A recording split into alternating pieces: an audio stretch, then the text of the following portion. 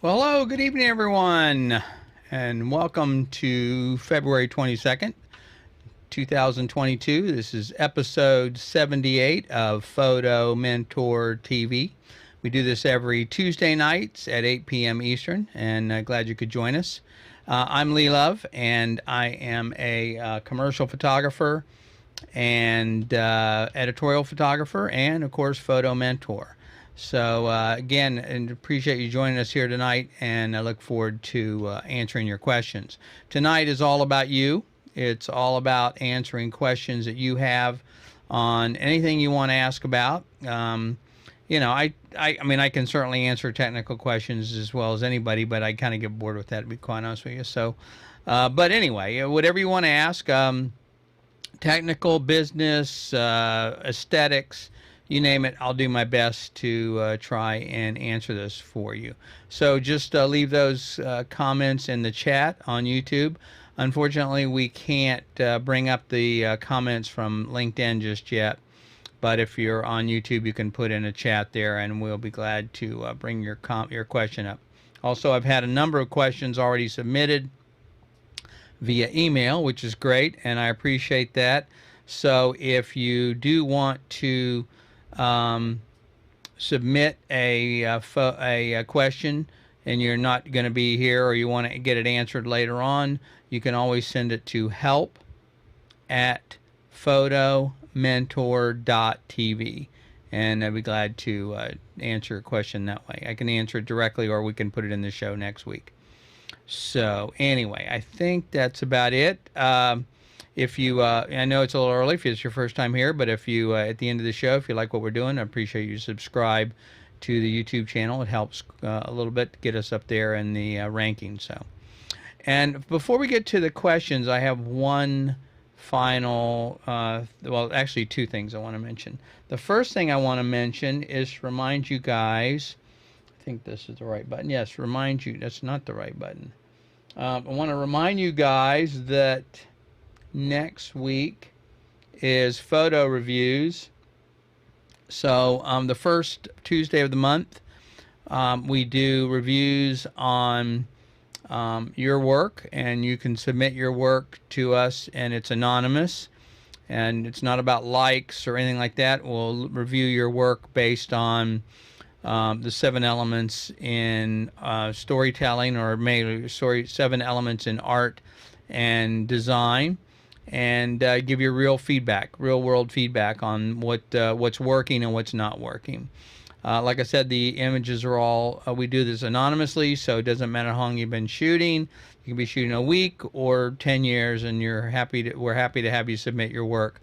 Yeah, so just go to review.photomentor.tv, that'll take you to the page where you can submit your work, upload, and fill out a couple questions about the image, and upload your image. Love to have you join us for that. So anyway, so here's my dilemma I need your help with. Now, look, I know you guys don't know me, right? I mean, you know me through the show and that kind of a thing, but for those people that know me in the real world, I have a pretty big sense of humor. But for some reason, I've noticed on this show, I never smile, I never laugh, and I don't know why. Because, look, I've been doing this a long time. I take the work seriously, but believe me, I do not take myself seriously. So, but I was scrubbing through a video last week or this week, and looking for a still frame, and I could not find one with me smiling. And I was like, what's up with that? And I asked a couple of people, and they're like, yeah, we kind of noticed that. And so it really bothered me because, again, that is totally not me. So your job, and what I really need your help with, is to help me laugh a little more during this show, if it's a comment or whatever. But I think part of the problem, quite honestly, is because my humor is based on interacting with other people and what they say and playing off of them. And when you're talking to a camera, it's kind of hard to do that. So anyway, I'm going to try and inject a little humor into this show, a little more my own personality. And you guys will see that I really don't take myself very seriously at all. So anyway, okay, so we got a couple of things we're doing a little differently this week. Of course, oh, I tell you, it's amazing. You know, this is show 78. We've been doing this over a year and a half, and you'd think you'd kind of have this down by now, but 5 minutes before the show, we're having technical problems, no audio, blah blah blah. I don't know. It's weird. So, what are you gonna do? Okay, so the first thing we'll do is take a couple questions that were sent to us, and let's see if this is gonna do it here. Okay, so the first question is from, I think it's Rothana, I think is the way you'd pronounce that, Rothana. It says, I struggle with the focus plane and I feel like I would like more reach in the surface space. If my subject's eye is too high up or to the side, my focus point doesn't reach that far. Okay, so I'm not quite exactly sure what she's asking there, but I think the problem may be that you have to move the camera. Okay, so here's the way what I do. See if I have this photo here. I think I can show you this one here. Yeah. Okay. So this is This is a photo of focus points, different focus points, and so what you should see here is this is the way most, you know, all cameras are going to be a little bit different, but the one on the left, upper left, of course, is something to do, you know, it has like the most focus points. Some of them have 50 focus points, some of them have even more than that, and then some of them have whatever. I mean, they're just going to be crazy. So you have 9 focus points on some cameras, and et cetera, et cetera. And so the idea is that you want to place that focus point over the person's face. So what I do most of the time, quite honestly, is I use the one in the lower right-hand corner. I use a single point focus. And the way you want to do that is you want to, whoops, that didn't work. How come that didn't work? Let's try this one. Okay. What you want to be able to do, I'll just do it this way, is take the camera, put it, if you're using single point focus, aim it at the person's eye. Focus, okay? Hold, now, it's kind of getting a little complicated here, but hold the shutter release button to halfway down, recompose, leaving it, that keeps the focus point locked, and then shoot. Now, you might, Rathana, what you might want to look at is also something called back button focus. And this is what I use. I learned this shooting professional sports. And that is, there's a button on the back of the camera up to the right where your thumb is that you can assign on every camera I've ever owned to be the focusing. And so what you do is you put the camera in continuous focus. And what that means is when you hold the shutter down and you move the camera around, it's going to always be focusing, focusing, focusing. When you let the shutter, it stops focusing. Okay, but when you sign that, it's a little bit tough when you have it on the shutter button, but when you sign that to the back button, what happens is you take that, you hold that button down with your thumb, you focus on the eye, you let up, that stops focusing, and then you recompose, and then you shoot. So back button focus, continuous, and single point. And I think that'll solve your problem. Because you got to remember, not all cameras, I mean, you're shooting medium format cameras, a lot of them don't have all these focus points. They only have 1 or 2 focus points in some of them. So that's the only way you have to shoot. So as long as the subject doesn't move forward or back, your focus is going to be the same. All right, so your focus plane is this way, not this way. So as long as they stay within the same, you might have to refocus, of course, if they move. But if you use that back button focus, focus on their eye, let up, use single point focus, let up, and then recompose, you will get amazing pictures, and I think you'll be fine. You won't have any issues whatsoever.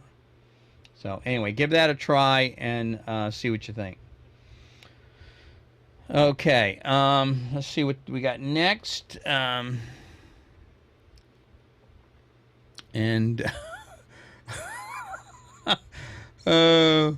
right, Carl. I got a comment from Carl here.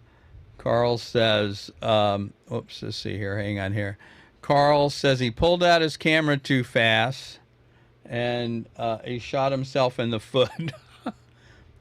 Whoops, sorry about that. I think that was my fault, Sue Ann. Got my producer here helping me out a little bit today. So he too fast and shot him. Yeah, it's called an AD, an accidental discharge, I think, Carl. So anyway, you got to watch that. I got lots of pictures of my feet, and it's usually because I'm wearing my camera on or over my shoulder, and and I turn it inside so it doesn't, the controls are not exposed. What happens is it hits my hip, and I'm hear this noise, ka-ching, ka-ching. I look down, I'm taking pictures of the ground, so you got to watch that. So anyway, okay. So let's see. The next question is, okay. So Kim F says, what should I look for when purchasing an SD card for my camera? Great question, Kim. So I should have done some graphics here for you on this, but there's a couple of kinds of cards you want to look for. First of all, let me back up. You want to there's no sense in overspending. Don't buy more card than you need. And when I mean more card, what I mean by that is a card that's too fast or too much capacity or too expensive for your camera. So you want to look in the manual and find out what the manual recommends, because a lot of cameras can't use these fancy and higher capacity cards, so therefore you're buying a card that's not going to do any good. So there's a couple of kinds of cards. There's an SD card. That was the original. SD card stands for secure data. Okay, I think data or digital, I guess it is.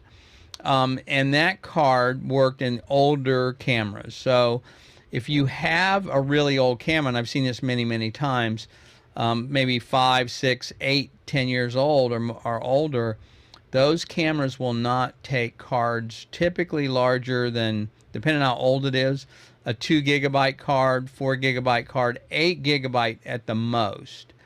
So I've had people that brought their camera to me and said, Lee, I got this brand new card.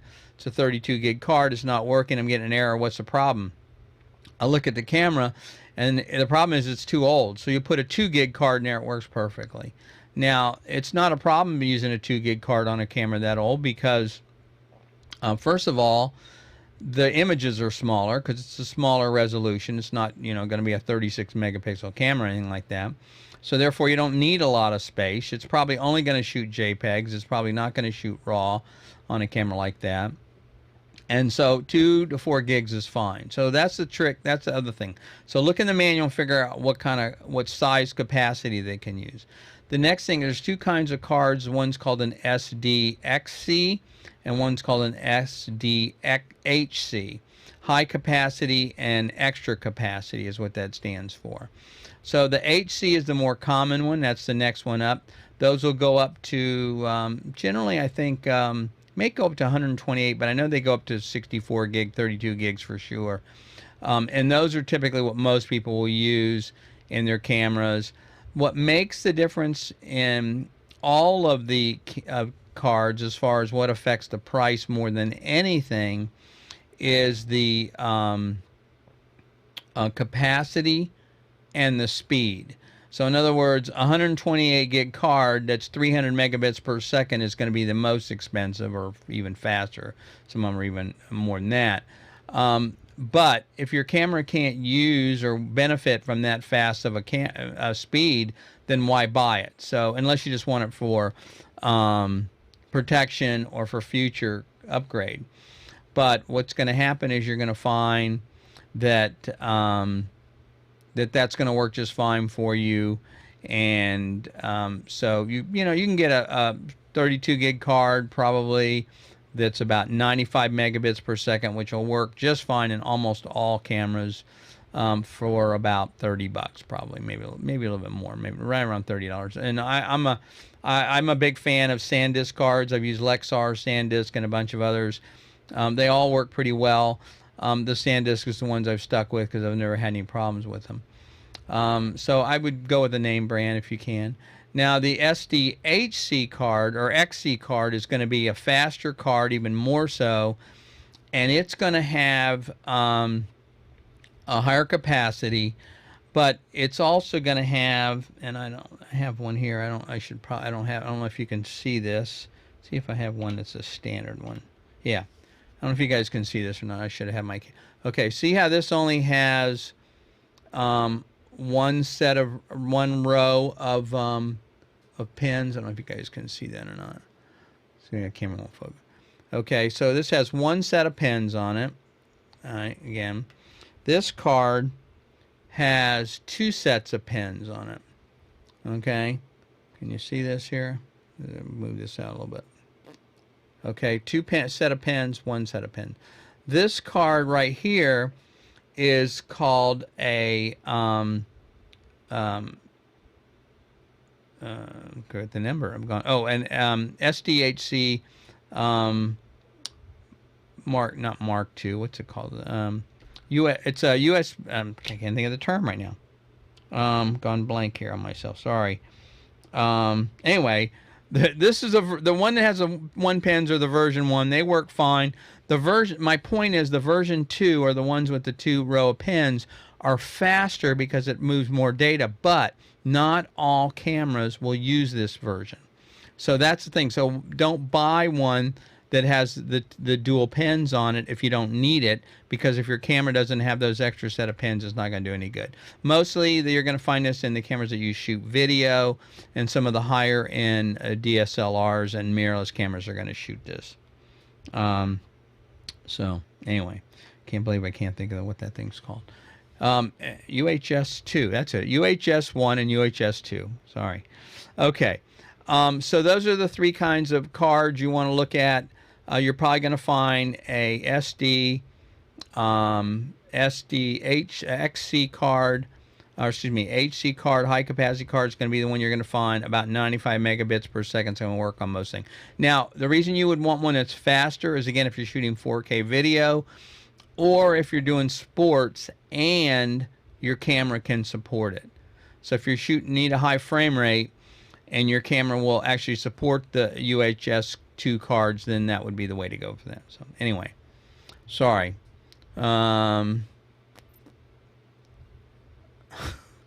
Okay, so that's the deal on that. Let's see what else we got. Any questions here? How we doing, Sue Ann? Okay, got any other questions here? Got doing something a little different tonight. Let me know you're out there. I'm not hearing you.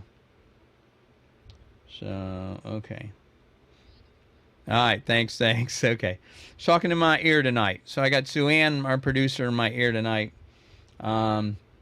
because I was hoping we'd get a lot of questions, and I can't do the screen and read all the other stuff at the same time. Figured she might be able to help me out. So anyway. All right. So the next one is, let's see what else we got here. So the next question is, push all the right buttons. Okay. From Lynn, and she says, if I shoot RAW, edit in Lightroom, export in JPEG, zoom and crop, rub your belly and rub your head at the same time, because I don't have a zoom lens to reach, will the quality be compromised due to the zoom crop? Okay, or the zoom or the crop. Yes. So here's the deal. Anytime you crop, no, let me back up a second. The first thing you have to ask the question is, what's your output? What are you going to do with it? It's because if you're going to try and blow it up and you want to do maybe a 20 by 30, 16 by 20, then it may be an issue. If you're going to post it on Instagram or something like that, then you're probably not going to see the difference. So that's the first thing. The second thing is you have to look at what the actual resolution of your camera is. So in other words, if you're shooting a camera, which are most modern cameras nowadays, are decent cameras around between 18 and 24 megapixels.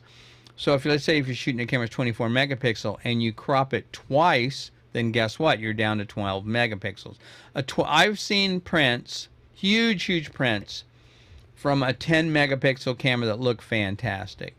So again, that's why I'm saying it depends on the output, because remember, as photographers and as pixel peepers, we tend to bring our image up and we zoom in at 200%. We go, oh gosh, look how noisy this picture is. Look at it's awful. It's all breaking apart. Well, that's not necessarily true, and that's not the way it works, because what happens is you're not looking at, when you put an image on a wall or even on your screen and you step back, you're not looking at the thing right up to your face, right?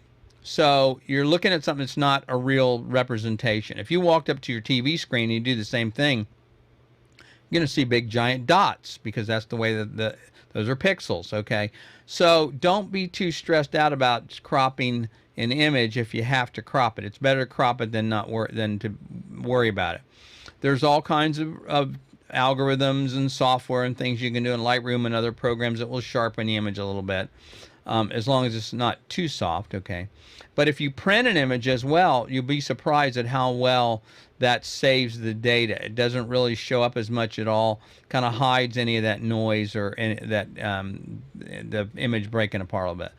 So that's why a lot of people shoot, like I shoot a 47 megapixel camera. It's not that I need 47 megapixels.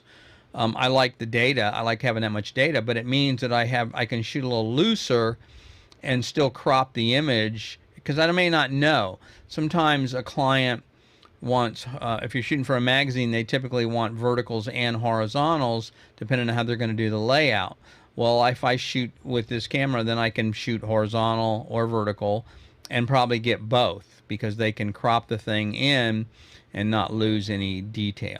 So that's the reason for doing that. Okay, so hope that answers your question, Len. Okay, our next question is from, we're going to go through these pretty quick tonight if you guys don't have any questions. Melinda asked, will a Nikkor AF 50 millimeter lens work on my Nikon D5300? I looked at it, it says it only works in manual. Yes, it works in auto, but not focusing. So it will not focus, it will not autofocus, but it will work at exposure and everything like that. What happens typically is you take the lens and you rotate it to the highest aperture, which will be typically f22. There's a little button you put on there, it locks that 22 in place, and then you can use the controls on the camera to adjust the aperture. So that's the reason there. But it won't autofocus, and the reason it won't autofocus is because of this right here. So there's this little spot right you see right here is what does the autofocusing. On these, on AF lenses, they were typically there's a little screw mount in there, and that adjusted the image or the lens so that you could focus on the so it would focus the lens. It used what's called a screw mount, and so therefore it was an older style system, and it didn't really support well, it supported autofocus. Well, here's the deal: the D3500 in series, or the 3000 series and the 5000 series, did not have this this screw mount piece in it right here at the bottom, okay? And so what happens is, because it didn't have that, you can't autofocus with that lens. So the lens itself is going to look something like this, and what's going to happen is that little mount, that piece in the camera right here, fits down into the lens, and that turns, when you focus, it turns that little screw, and that moves the lens back and forth to focus it. And so this is, again, pre a lot of autofocus. So what happens now is that you find that a lot of cameras that want to use, now a lot of film guys use these lenses because they love the look of them, but they won't autofocus. Hang on here, sorry. Moving around a little bit here, aren't you?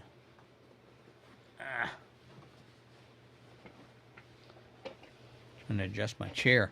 Okay, so they won't autofocus on you, but guys that shoot film don't care, because they're usually doing manual focus anyway. So for them it's fine, and they don't care that they don't autofocus. So anyway, so the point is A D30 3000 series, 5000 series do not have the motor in them. Everything above that does have the motor in it. So if you get a 7000 series or above, it will have that motor, and so it will work with the older AF lenses. That was kind of the point I was trying to make. Okay. So hopefully that helps. But still, they're good lenses. And again, the thing a lot of people like about them is they have kind of a unique look. They're kind of, each one has its own characteristics, and so some people will buy those lenses just because of that. Okay, so Crystal asked a question. I want to purchase the flash. Should I get an on-camera speed light or an off-camera? So it's a good question, Crystal. Well, first of all, when someone's looking to get into strobes, my recommendation is to start, depending on what you're doing, okay? So I'm just kind of going here on assuming most people need portability, right? So they're kind of not, they don't have a studio set up. They're doing portraits on location or things like that. So they need that battery powered or that portability. So that's really nice thing about a speed light, because even if it's on the camera or you take it off the camera, you can use it anywhere. So I would say get a speed light, invest in a speed light. And the reason is not just because you can use it as a main light, but I carry 2 of them with me, even though I have a couple of, $4,000 worth of Pro Photo lights that I carry with me, because I never know when I'm going to need an extra little light. So I carry 2 speed lights in my bag. I may just need to throw a little light up on a person's face. I've been in situations where I need to do a hair light or something to separate from the background, or maybe I just want to, I'm doing something in a room and I want to throw a light in another room through a doorway. I can take that little speed light, I can place it in there, and I can use it. So it's kind of like a Swiss Army knife in that regard. The other nice thing is you can, as you can see, you can extend it or expand it, right? So you can start with that. That could be your main light, that and an umbrella, and you can do amazing things. But as you go further down the road and you get a studio light, then you can add that to it. Now, there's a product, a very popular lighting product called Godox. A lot of people use those systems, and one of the nice things I like about them, they're inexpensive. They seem to offer really good value, but their system will work together. So in other words, if you buy their speed light and put it on the camera, works like everything other speed light. You can take it off the camera, put a little transmitter on the camera, and that will trigger it. So now you have an off-camera flash, same flash. You haven't invested, and I think the remote or the transmitter is $50, $60, something like that. So so that gives you that ability. But let's say now you later on say, okay, this is great, but now I need something more powerful. I want to shoot outdoors. I want to overpower the sun. And I know, Crystal, you looked at the video I shot, the one that we did a couple of weeks ago. If you haven't looked at that, by the way, you guys should check out the outdoor lighting session I did on, I think, 2 episodes ago. Anyway, so if you have a studio light, you buy one of their studio lights, the transmitter will talk to and trigger both of them. So you now, and it also will allow you to control them remotely. So I can dial them up, dial them down, turn them on, turn them off, high speed sync, things like that. So I would recommend, to answer your question, I would recommend starting with a speed light. Get one that you can expand. Get one that has TTL and HSS, which is high speed sync. Okay, and then you can use that on the camera or off the camera, and that'd be my recommendation. And if you want more details or more questions, you can ask me a question in our Facebook group. I know you're a member of that, or you're welcome to send me an email directly to help@photomentor.tv. I'll be glad to give you some links and recommendations. So hopefully that answered your question. So that's the way, and you guys know I'm a big lighting guy. I love lighting, and it makes all the difference in the world. Okay, so this next one is from Joanna, and Joanna says, I'm seeing white spots in the dark areas of my photos. Do I need to have my camera cleaned? This is kind of an unusual one, and again, without looking at it, but the reason I say it's unusual, most people would say, well, yes, it's dirt on the sensor. That's not necessarily true because dirt on the sensor blocks light, which means the spots on your image are going to be black, not white. So a white image is a little different, and that to me almost looks like what I would refer to as a dead pixel on the sensor. And so it's a bad pixel. It's just not showing up, or it's not illuminating at all, and therefore those will typically be white.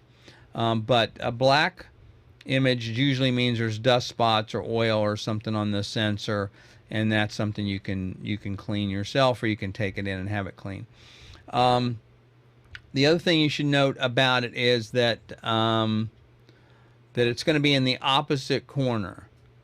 Okay, so if when you're looking at your picture, if the black spot is in the lower right hand corner, then the dust is going to be in the upper left hand corner. So you want to look there. So what I'll typically do is I'll take the camera, I'll take it outside, or you can do it inside. I'll aim it at the sky or something that's white or blue and just a solid color. Take the camera in, zoom in on the back of the camera, and then start going around the outside of the frame. You'll typically see it, and then move across, and you'll see that black spot on there. Either that, or maybe you captured a picture of an alien spaceship, and that could be the problem. But typically, it's dust on the sensor. Okay, let's see. Hope that answers your question. See what else we got here. Okay. That's great. So Sue Ann added links to the description for the lighting show, and I can also do that. I don't know. I think we can do that as a, people point up in the screens. I just follow the link here or there. We can probably do that as well. But it'll be in the description of the show, which is great. Thank you, Sue Ann. And hey, Ben, how you doing? Good to see you, man. And Mr. Ben McDowell, my buddy here. Whoops, sorry. Ben, did you find Ben's looking for a film scanner. I did talk to James about his. His is a little more expensive, I think, he wanted to spend, but I think he's not using it, so he might be willing to let go of it. So I should put you guys in touch. But and then I also have one here. If you're interested, may I loan it to you? I'm not even using it. So anyway, good to see you on, though, by the way. Okay, so the next question is, okay, I'm doing mini sessions at a location that charges a fee to get in, I think is what she's trying to say. How do I go about charging the client the said fee? Okay, now this is we're going to start to get a couple of business issues here. Okay, you guys may take some issue with this, but I'm going to tell you it straight. First of all, I don't understand the concept of a mini session, and here's the reason why. So but I will address your question, Matilda.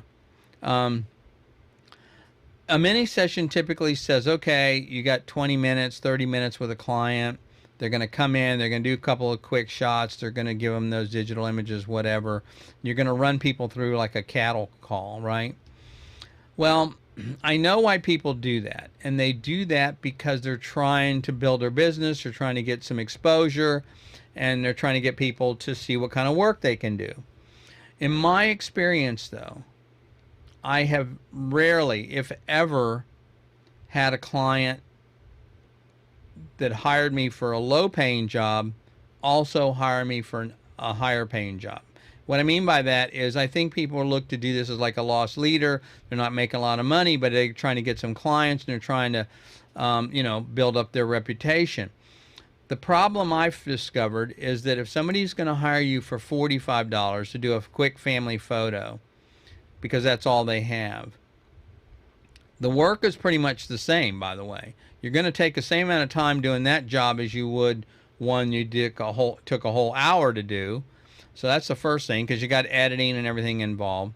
But the other thing is, then when they come to you and they do have a higher budget, so maybe they're a real estate agent or something. You figure, okay, hey, I'm going to do this now because then when they start doing photos for their office, they're going to call me.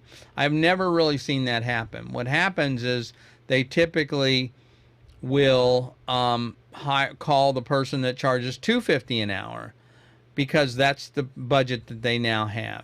So I don't find that mini sessions are really a great business model, and I'd love to talk to you more about that, but I just don't see it, and I don't see how you make any money doing that either. So anyway, I just don't think it's a good idea. So that's the first thing. Now, as far as charging the fee, I would say that you want to make that part of the entire package, and here's why. You're not in the photography business. Nikon, Sony, Canon, Panasonic, they're in the photography business. You are not. You're in the service business. Your job is to provide a service. So you want it to be as easy, pain-free, and enjoyable to the client as possible. You don't want them to have to mess with all that kind of stuff. So you take care of all that for them. They just go in, you give them a coupon of some kind, you can mail them. They show that at the gate, and then you've worked this out with the provider or the venue, and they see that, okay, they know it's okay to let them in.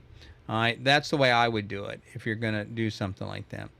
But so you know, again, you want it to be smooth, easy, and as trouble-free for them. Let me just kind of, without going into too much detail, let me back up a second. Think about it, okay? Now, I've said this before on other shows, and you know, maybe I'll get in trouble, maybe I won't. It won't matter. But think about this. You have the mom, typically. Okay, the mom is the one that's decided to do this photo shoot. She's booked you probably. She's got the kids. She's got them dressed. She's picked out their outfits or whatever, depending on their age. Maybe they're all going to wear the same looking thing, you know, white shirts, jeans, or something like that. And then you got the husband who's grumbly. He doesn't want to do the shoot, but he'll do it anyway because he loves his wife. So he's going to go along with it. So this is all right. And maybe she's got hair, makeup ahead of time, whatever. Maybe she bought a new outfit, new dress or something. That's already stressful enough for them. So you don't want to make this any more stressful. You don't make it easy. You want to make it enjoyable. You want them to walk away and go, wow, that was easier than I thought, which I've had many clients say that. And that's the goal, is to make them feel comfortable, enjoyable, and want to come back and shoot with you again.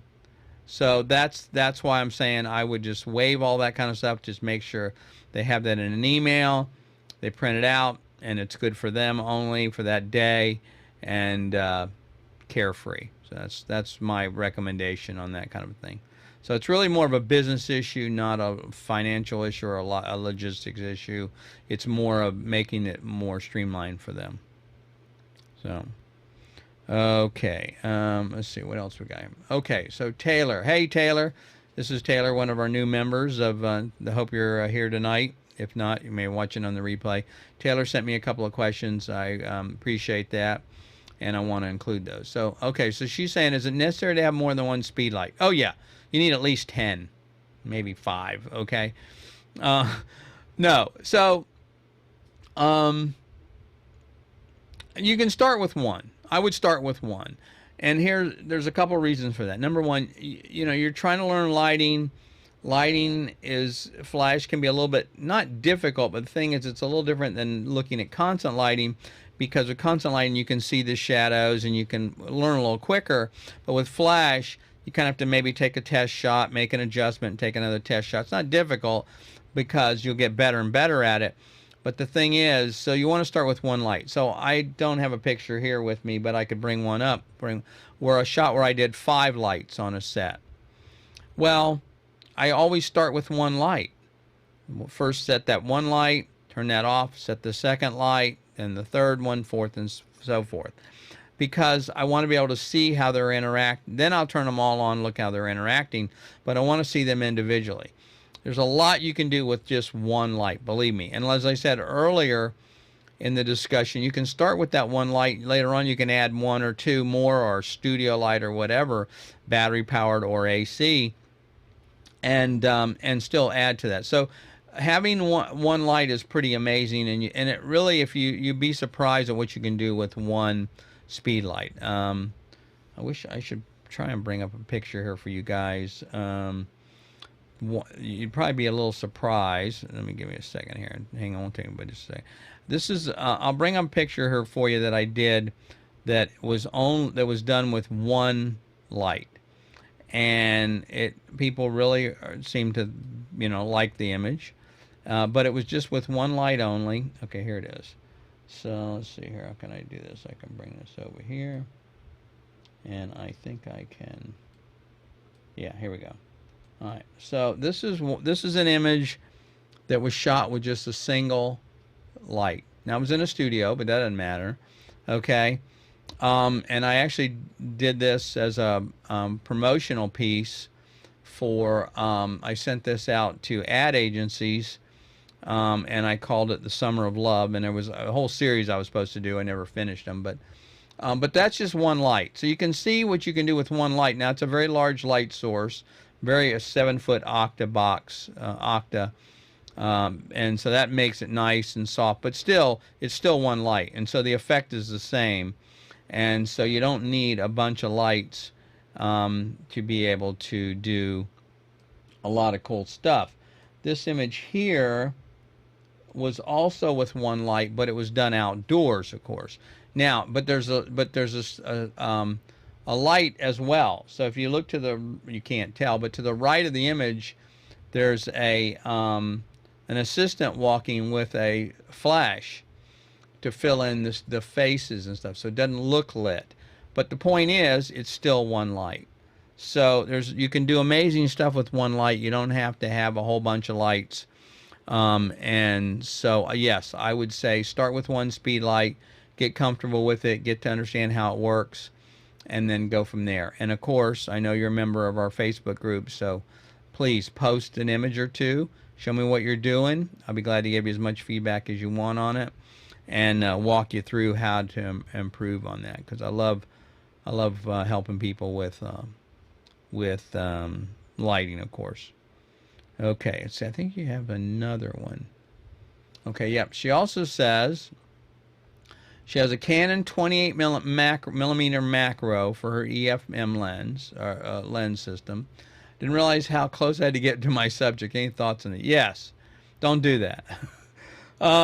So here's the myth. And this is one I don't think I covered last week on myths and misconceptions. But, well, actually I did talk about it a little bit. So here's the problem. People say, oh, okay, it's a crop sensor camera, right? So let's just say the sensor is 1.5 times smaller than a 35 millimeter camera. I think this one may be a little smaller than that. But anyway, it doesn't matter.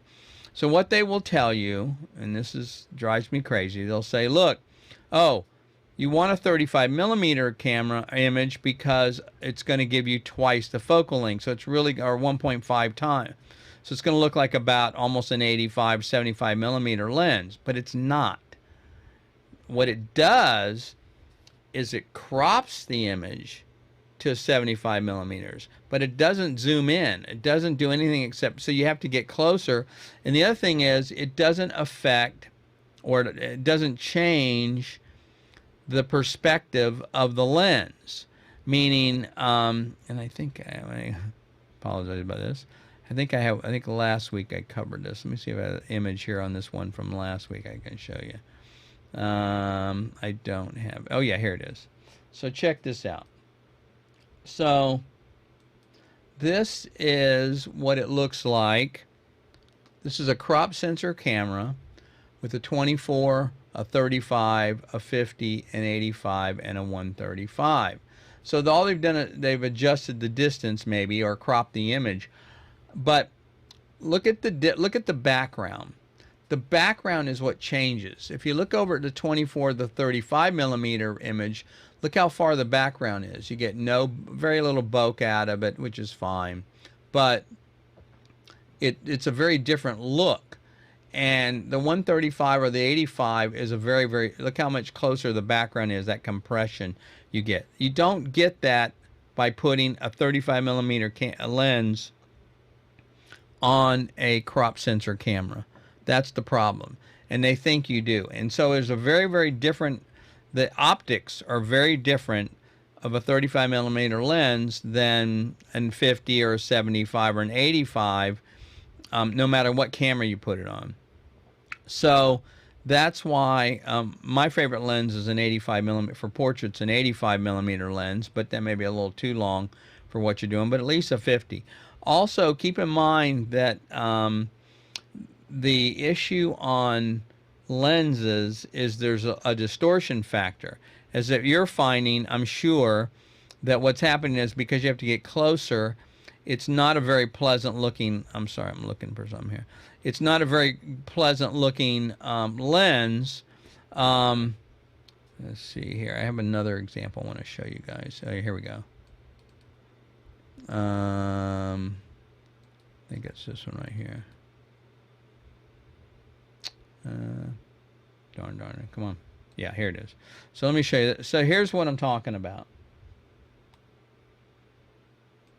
So on this one, if you look at the difference here, there's a 24, there's a 35, there's a 70. Look at the 135. Look at the facial features. Look at the structure of the face and the distance. The 35 versus the 135. The 135 is much, much more appealing and pleasing and aesthetically really more more portrait oriented, I guess is the question. So whereas the 35, it looks a little distorted. So it really wouldn't matter if you're on a crop sensor or full frame camera on this situation. If you have to get closer, you're going to distort the face a little bit, and it's not going to be very interesting looking. It's going to look distorted. So that's why you want a longer lens. So yes, I agree with you. The 35 millimeter is not the right lens for what you're trying to do, and I would encourage you to, and it's great for street photography maybe and some things like that, but it's not really good for portraiture if that's what you're using it for. Okay, and I think this is the last question. So, best color reflector for portraits while using a speedlight. So I'm not quite sure what the speedlight has to do with it, but I'll kind of try and address this anyway. My go-to recommendation is a 5-in-1, about a 40 to 42 inch reflector. Right, Ben? Ben was here earlier. Is he still here? Have you had the chance to use yours, Ben? Ben and I was showing Ben. He says, "How do you fold this thing up?" And I was trying to show him how to do it. It's kind of a sense memory thing. I can't explain it, but the way you bend it. But anyway, a 42 inch 5-in-1 reflector. Now, what a 5-in-1 reflector will have in it, you're going to find there's a 7-in-1 and even some of them a 9-in-1, but you don't need that. The 7-in-1 is really for video. It's going to have a blue and a green cover for it for doing chroma key, but for photography, 5-in-1 will be fine. It's going to have white, it's going to have black, it's going to have silver, it's going to have gold, and it's going to have translucent. And so what these are is these reflectors are like little covers that go over the top of the thing, and you can turn them inside out. And so maybe you have white and black on one side, you turn it around and you put it over, and it's going to have gold and silver on the other. So the answer to your question is it's going to depend on what you're trying to accomplish. If you're in the late afternoon or evening, then the gold is nice because it adds a little bit of that quote-unquote golden hour look. It warms up the skin tones. But that may not be right for indoors, or it may not be right for what I'm trying to do, because then it throws off the color temperature. So I would say, for the most part, a white one is going to be the best. It's just going to bounce a little bit of light in. It's not going to be too much. Not going to be too harsh as well. Silver tends to be a little bit what they call specular highlights. So white is typically what you would use most of the time. Now the other one is outdoors, or even with you mentioned a speed light, is the translucent. So what I will do is I'll take that translucent one, and you get about a 42 inch and if you hold that up over the person outdoors, then it creates almost like instant shadow. So you can hold that up just out of frame, and with a flash overpower the sun, get a really nice image with that. Or even if you're not using flash, you can still hold that out and get instant shade if you don't have a tree or a building or something to put them under. But that works great. So the other thing I will do, and the reason I carry a couple of those with me, is that I will also, I've had situations where I didn't have a soft box or something like that. And so what I will do is I'll just kind of hang that reflector on a light stand or something, put my strobe behind it, and shoot the strobe through the 42-inch translucent, and then that will soften the light up. So, hey Leland, how you doing, buddy? Good to see. I hope you're feeling well, man. I mean to reach out to you. I haven't done that, but I hope you're doing all right. And thanks very much. Yep, the hats. I should probably tell you guys the story behind this hat. I've never done that before. What happened was I bought a hat like this, similar one, during the winter. It was cold, okay, and I'm a little bit what do they call it? Forehead challenged, I guess. I know it's okay. Been that way for a long time. It doesn't bother me. But and so I bought this hat because it was cold, and I started wearing it. And what happened is it kind of became a signature. I used to wear it on all my photo shoots as a commercial photographer, and people would see. I even had I took a course one time. I'll tell you guys a little off story. It was about entrepreneurship. And I'm in this room with a bunch of people, other entrepreneurs, and at the break, we're talking to each other, and I'm introducing myself. And they say, "Oh, what do you do?" I said, "Oh, I'm a commercial photographer." And she says to me, she says, "Oh, I knew you were an artist of some kind. I could tell by the hat." So anyway, just kind of funny. I thought that was kind of an interesting side note. So yeah, the hat's become kind of a signature for me, and that's why I wear it. Plus, I like it. So anyway. All right. Plus, and I've got to be honest with you, in a situation like this, I know it's probably these lights are really bright, and because I have to put them up at such an angle, because it keeps reflection off my glasses, it's really kind of annoying. So, I just given a Paperboy Derby for my son. Oh yeah. This. I think this one's called a driver hat. There's a couple different styles, I think. And I like it. There's something a little flatter than this one. So anyway, cool. Funny. All right. Anyway, so appreciate you guys talking about that. So all right, let's see here. What do we got? So I think that's all the questions we have. Let's just check. Taylor, speedlight. I think that's her. Yep, that's our last one. Okay. So, whoops.